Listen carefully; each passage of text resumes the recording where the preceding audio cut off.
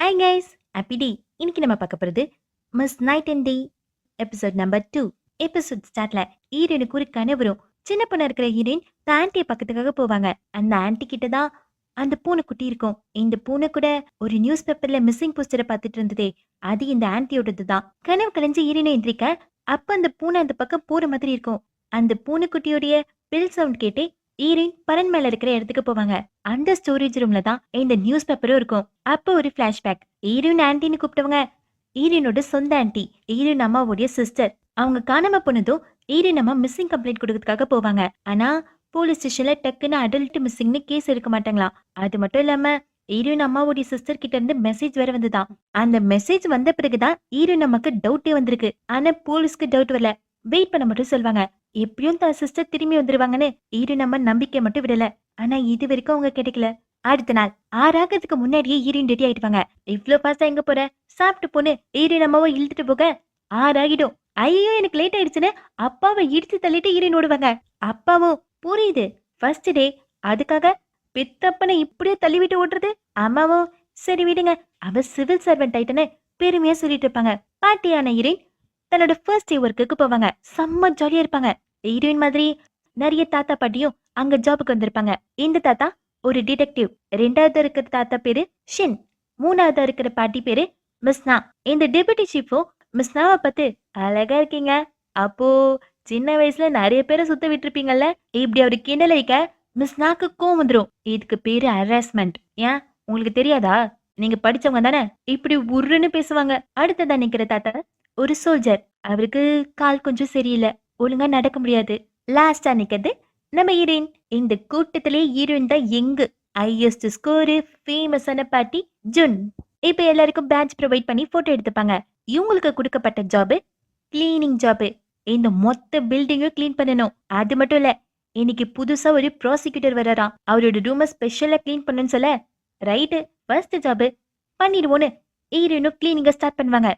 சாங்க போட்டு ஜாலியா டான்ஸ் ஆடிட்டு கிளீன் பண்ணிட்டு இருக்க ஹீரோயின் அந்த பாட்டுல முழுகி போய் ஜாலியா டான்ஸ் ஆடிட்டு இருக்க முன்னாடி வந்த ஹீரோவை பார்க்க மாட்டாங்க. டக்குன்னு பார்த்ததும் ஹீரோயின் பயந்து பின்னாடி போவாங்க. பின்னாடி தான் ஹீரோக்கான முள் புக்கே இருக்கும். ஹீரோவும் பார்த்துட்டு ஹீரோயினை காப்பாத்த ஹீரோயின் இவன் என்ன இங்க பண்றான்னு பாப்பாங்க. ஆனா ஹீரோயின் அவங்க கையை எடுத்துட்டு போயிட்டு அந்த முள் செடியில வச்சிருவாங்க. ஆனா 2 பேரும் கத்த இப்ப அந்த பாட்டு கீழே விழுந்துரும். ஹீரோவை பார்த்த ஹீரோயினும் என்ன பண்றதுன்னு கேட்க ஹீரோ அது ஏன் ஆபீஸ்ன்னு சொல்வாரு, தான் ஒரு ப்ராசிக்யூட்டர்னு சொல்வாரு. ஐயோ இவன் ப்ராசிக்யூட்டரா, கண்ணாடி போட்டா இவ்வளவு ரூடா பேசுறான். இப்படி ஹீரோயின் யோசிச்சுட்டு அவசர அவசரமா கிளீன் பண்ண போக ஹீரோனுக்கு தான் கையில அடிபட்டிருக்குமே, அதனால ஹீரோவே ஹெல்ப் பண்ணுவாரு. வேற ஒரு முள்செடி வாங்கி கொடுக்குறேன்னு ஹீரோயின் சொல்ல ஹீரோ வேணான்னு சொல்வாரு. ஏன்னா ஹீரோவால மெயின்டைன் பண்ண முடியாதான்.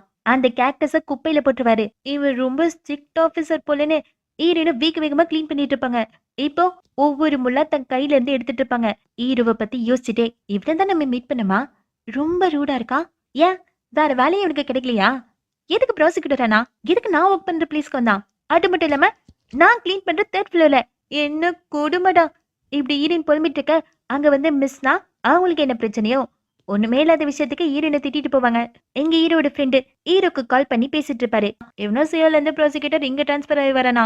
டேய் நீ இல்லல்ல அது, எங்க என்ன ஃபாலோ பண்ணிட்டு வந்துட்டியோன்னு நான் ரொம்ப பயந்துட்டேன். உனக்கு கேர்ள் ஃப்ரெண்டு கிடையாது, பிரைவேட் லைஃபே கிடையாது, அதனால வீக் டேஸ் வீக்கெண்டுன்னு எல்லா நாளும் ஒர்க் பண்ணிட்டு இருப்ப.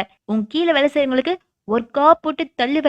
உன் கூட இருந்தா மைக்ரேனு, அல்சரு, டிப்ரெஷனு, ஏர்லாஸ் எல்லாம் வரும். அதுக்காகவே பயந்துக்கிட்டு ஒண்ணு வேலையை விட்டு போயிடுவாங்க, இல்ல லீவ் போட்டு டிப்ரெஷனுக்காக மெடிசன் எடுத்துப்பாங்க. அப்படிதான் நான் என் ஒய்ஃபை மீட் பண்ணேன்னு சொல்ல ஹீரோ அதுக்கு நீ எனக்கு தேங்க்ஸ் தானடா சொல்லணும்னு கேட்பாரு. ஃப்ரெண்டும் இல்ல, நான் எப்பல இருந்து உன் கூட ஒர்க் பண்ண ஸ்டார்ட் பண்ணனும் அப்ப பூச்சுடா என் லைஃப். இதெல்லாம் கேட்ட ஹீரோவும் மனசுல இருக்க எல்லாத்தையும் சொல்றல. ஆமா சொல்லிட்டேன், என் பொண்டாட்டி சொல்லிருக்கா மனசுல எதுவும் வச்சுக்க கூடாதுன்னு. அப்படி வச்சுக்கிட்டா செரோட்டின் லெவல் இன்க்ரீஸ் ஆகுமா.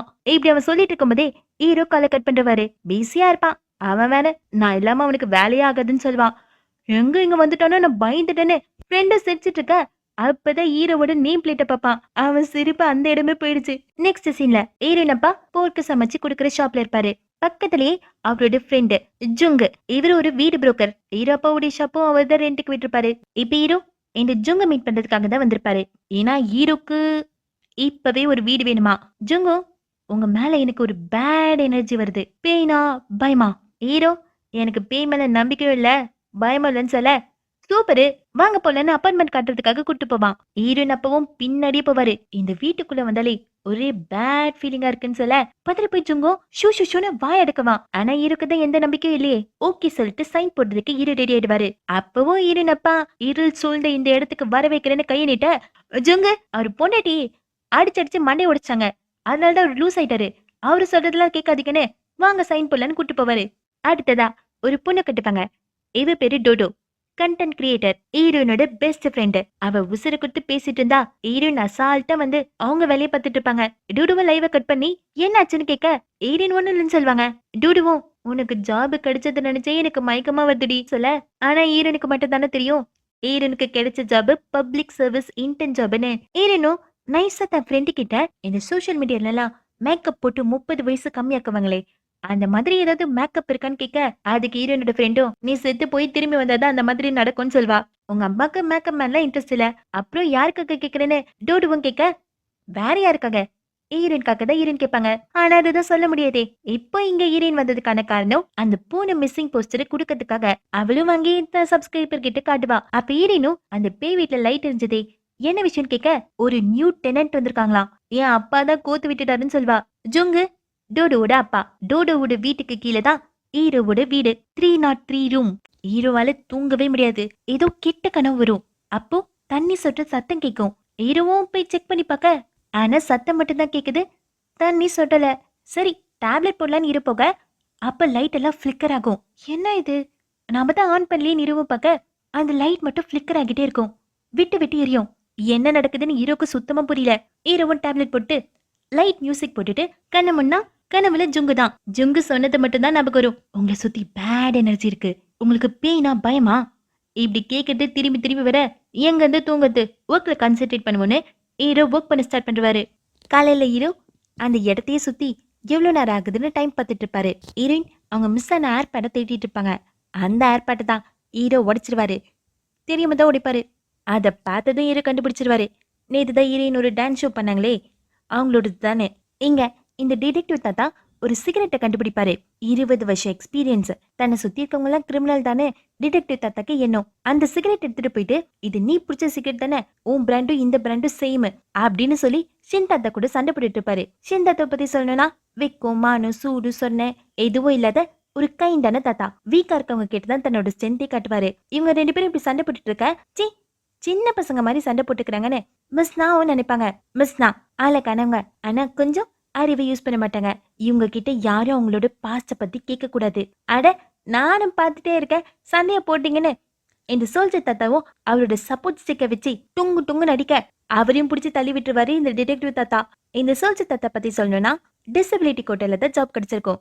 நிறுத்துங்கன்னு ஹீரோயின் ஓடி விடுவாங்க. ஹீரோயினை பத்தி சொல்லணும்னா ஹீரோயினுக்கு ஸ்டாமினா அதிகம். ஹீரோயின் கிட்ட ஏஜ பத்தி யாரும் பேசக்கூடாது.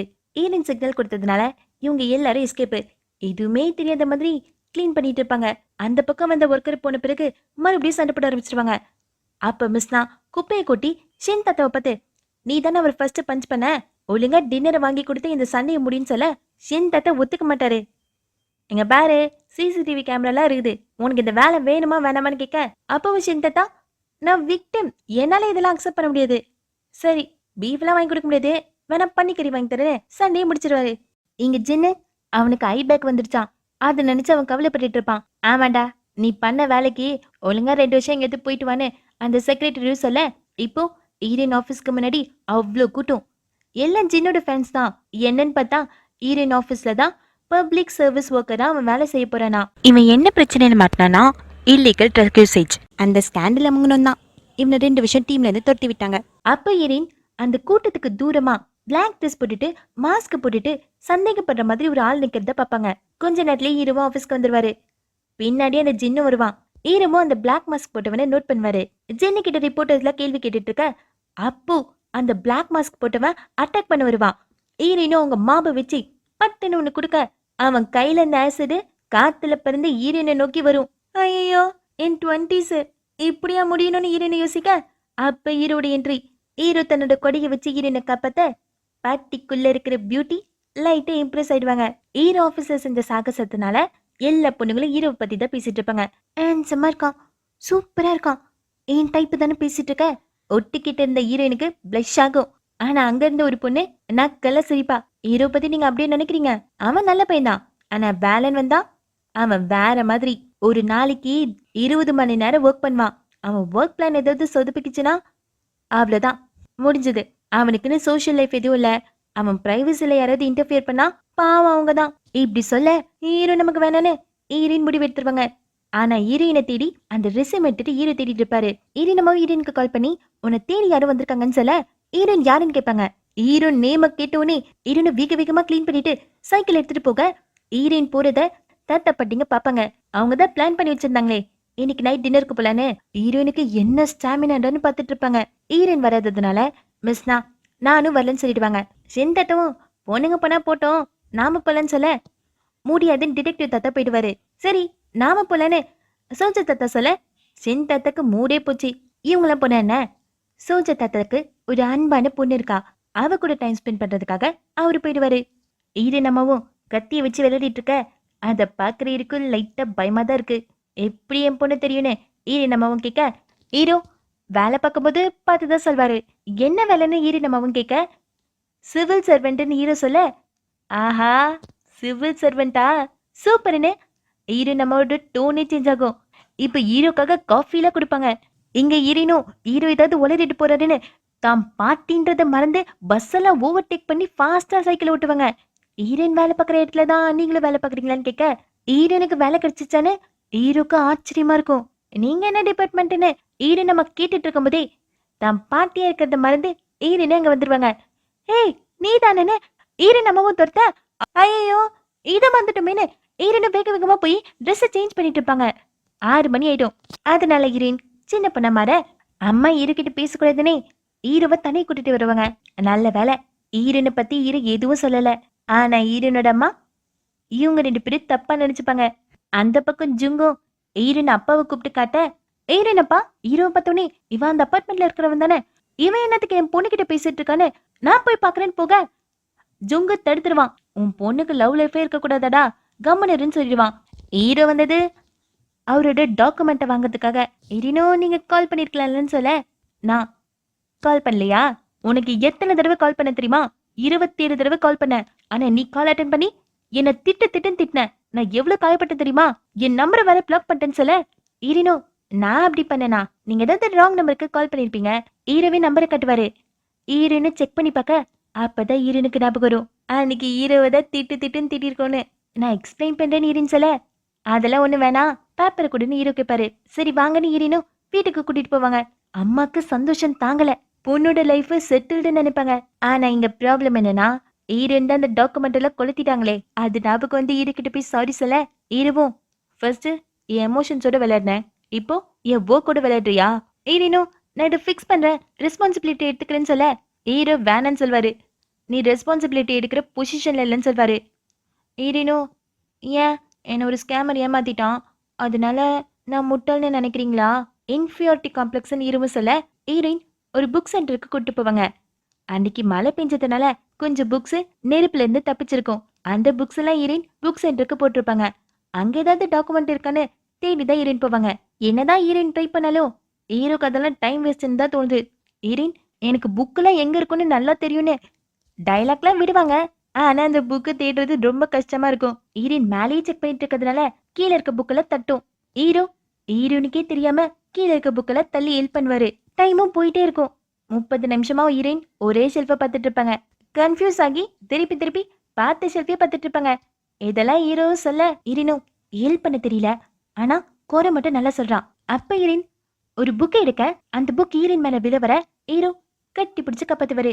அப்படி இந்த சீன் கட்டாக அப்பாக்கு தான் பொண்ணு இன்னும் வீட்டுக்கு வரலன்னு கவலை. ஆனா அம்மாக்கு என்ன இப்போ அவளுக்கு 30 வயசு ஆயிடுச்சு, இன்னும் அவளுக்கு கல்யாணம் நடக்கல. 60 வயசுல கல்யாணம் நடக்குன்னு சொல்றீங்களா? எனக்கெல்லாம் எந்த பிரச்சனையும் இல்ல. எனக்கு பேரம் பேத்தி வேணும். நீங்க ஓவரா ரியாக்ட் பண்ணாதீங்க, நார்மலா இருங்கன்னு சொல்லுவாங்க. அப்பா அப்படியே ஒண்ணும் பேச முடியாம பாத்துட்டு இருப்பாரு. இங்க ஒரு லேடி ஓட்டிட்டு இருக்க கோடாரியை வச்சுக்கிட்டு ஒருத்தன் சேஸ் பண்ணிட்டு இருப்பான். உயிரை காப்பாத்திக்கிறதுக்காக அந்த லேடியும் ஒரு கைவிடப்பட்ட வீட்டுல போய் மறைஞ்சுக்க பின்னாடி அந்த வில்லனும் வருவான். கிட்ட வர அந்த லேடிக்கு பயமா இருக்கும். நல்ல வேலை வெளியே ஏதோ சத்தம் கேட்டதுனால அந்த வெள்ள வெளியே போயிடுவான். இந்த பிளேஸ்ல இருக்கிறது ஆபத்துன்னு அந்த லேடிக்கு தெரியும். அதனால அவங்களும் வெளியே ஓடி வர அங்கேயே இருந்திருக்கலாம் போல. இந்த வில்லன் கிட்ட மாட்டிப்பாங்க. அவன் தலையிலே அடிச்சு அவங்கள கொலை பண்ணிடுவான். எங்க ஹீரோனுக்கு அவங்களோட ஸ்லீப் ரொம்ப டிஸ்டர்ப் பண்ணும். ஹீரோ தான் கிளிப்ப போட்டு ஹெல்ப் பண்ணுவாரு. ஹீரோவும் ஒரு புக்க பார்த்துட்டு இருப்பாரு. அந்த புக்கை ஹீரோயின் யூஸ் பண்ணதுதான். நிறைய நோட்ஸ் எழுதி வச்சிருப்பாங்க. நீ ரொம்ப ஹார்ட் ஒர்க் பண்ணிருக்க போலன்னு ஹீரோவும் சொல்ல, என்ன பிரயோஜனம், ஆனா நான் தான் எப்பவுமே ஃபெயில் ஆயிடுவேனேன்னு ஹீரோன்னு சொல்லுவாங்க. அப்படியே இருக்காங்க அந்த எக்ஸாம திருப்பி திருப்பி எழுதுறேன்னு ஹீரோ கேட்க, ஹீரோனுக்கு எந்த ட்ரீமும் இல்லையா.